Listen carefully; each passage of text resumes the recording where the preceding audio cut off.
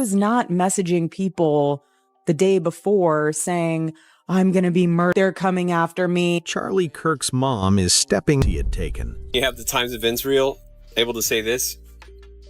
That's the narrative. It was written. This is the perfect screenplay. Charlie Kirk's mother is stepping out of the shadows, and what she is reportedly saying behind closed doors is hitting the entire situation like a hammer. After Erika got publicly accused of reshaping the story surrounding Charlie's final days, a completely different version of what actually happened on his last night is now circulating, and it comes with receipts that a significant number of people say land with serious and undeniable weight. What started as quiet background chatter has turned into loud and specific contradictions that people simply cannot ignore anymore. The timeline Erika presented publicly is getting picked apart line by line, and she had already caught significant heat for repeatedly emphasizing that Charlie was scared for his life in the period leading up to September 10th. Now, critics are saying the story is shifting again, that Erika appears to be recasting herself in a new and more powerful role, moving from the worried wife urging caution to the fearless and protective force in the room. And that specific repositioning is precisely where things start getting genuinely messy. New information is spreading about a private dinner Erika reportedly arranged on Charlie's final night, and the details surrounding that dinner are raising serious and uncomfortable questions. During that dinner, there was allegedly a Zoom call established with a rabbi based in Israel who reportedly urged Charlie to reconsider and step back from certain public positions he had recently taken.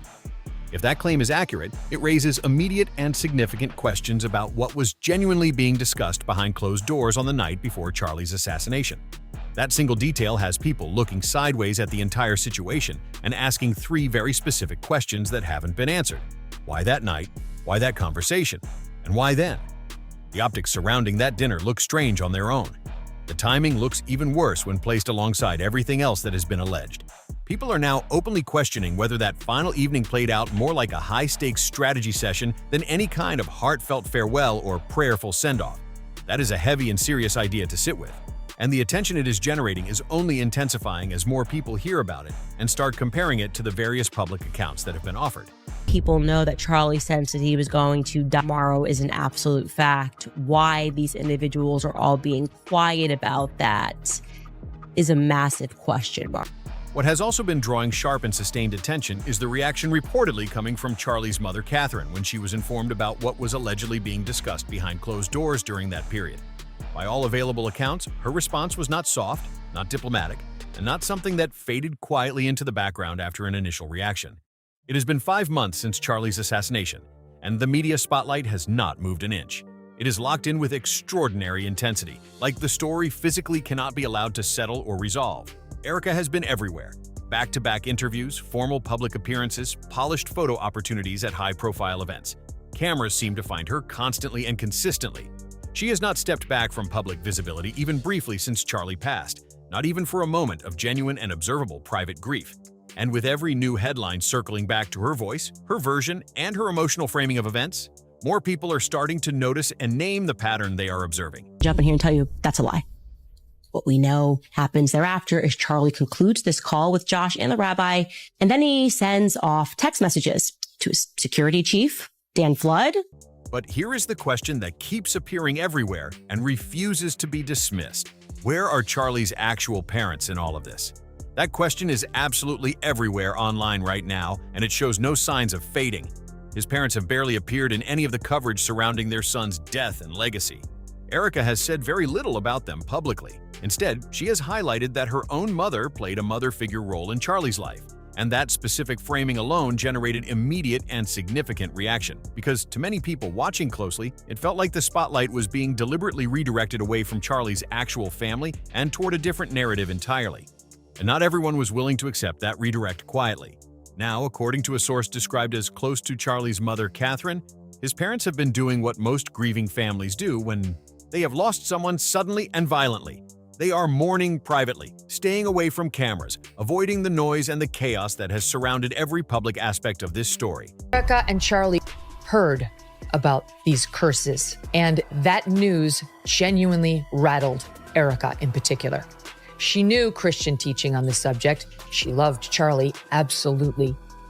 And she was scared when she heard of the curses Jezebel had called up.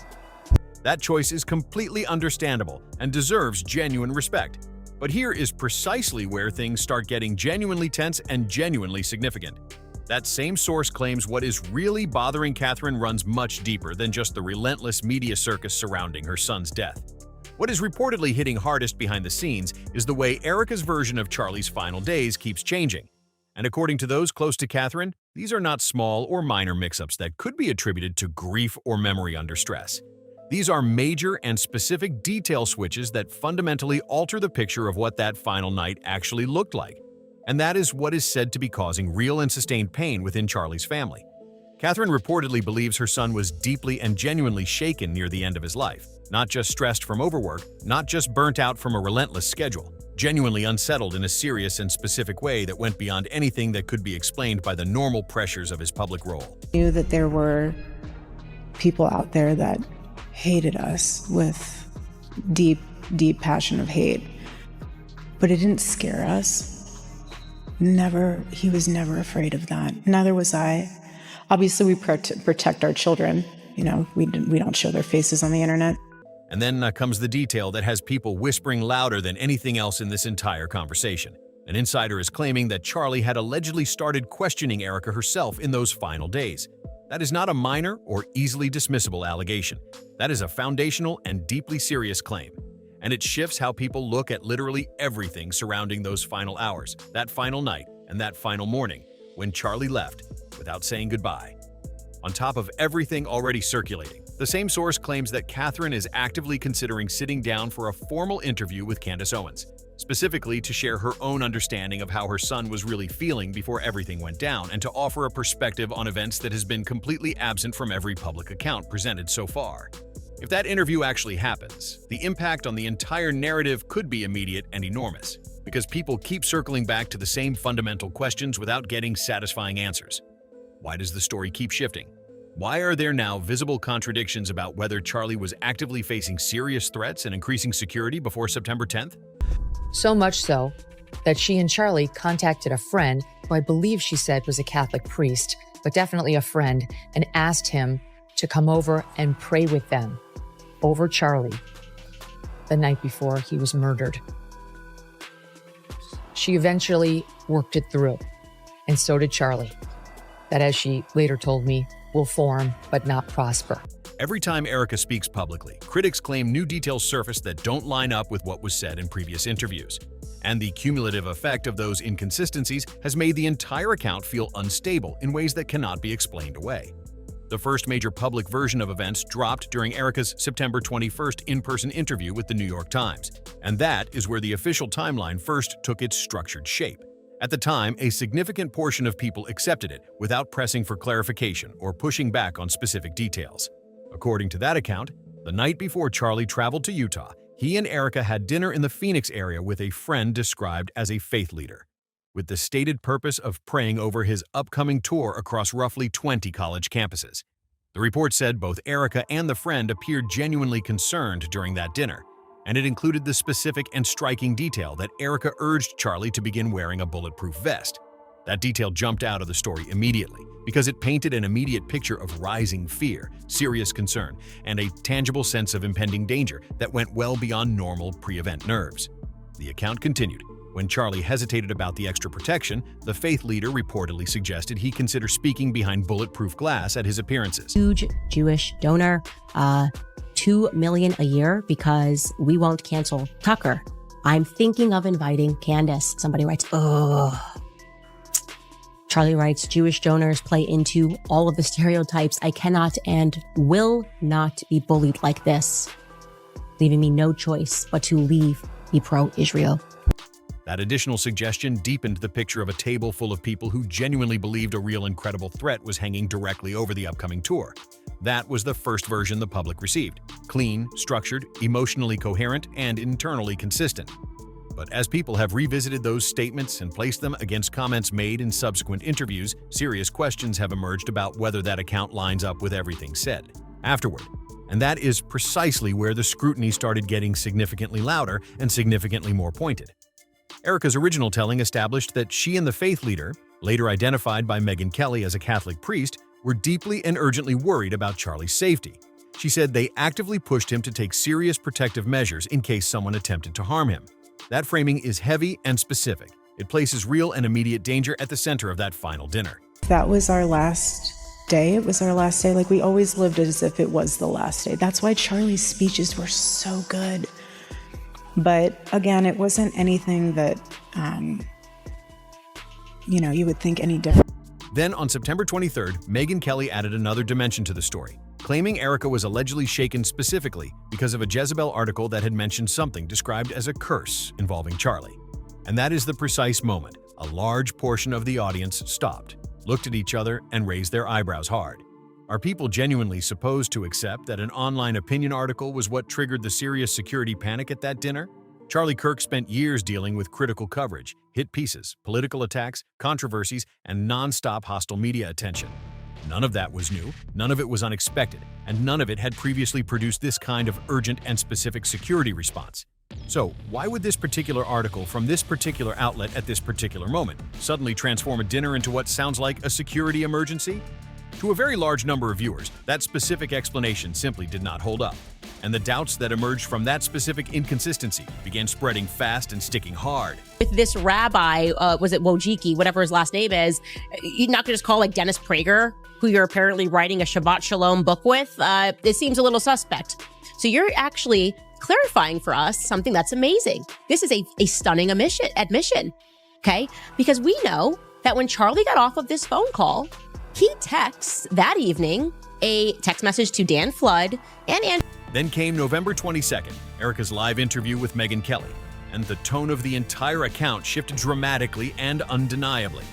In this version, Erika said that neither she nor Charlie was afraid at all on September 9th. The framing changed completely.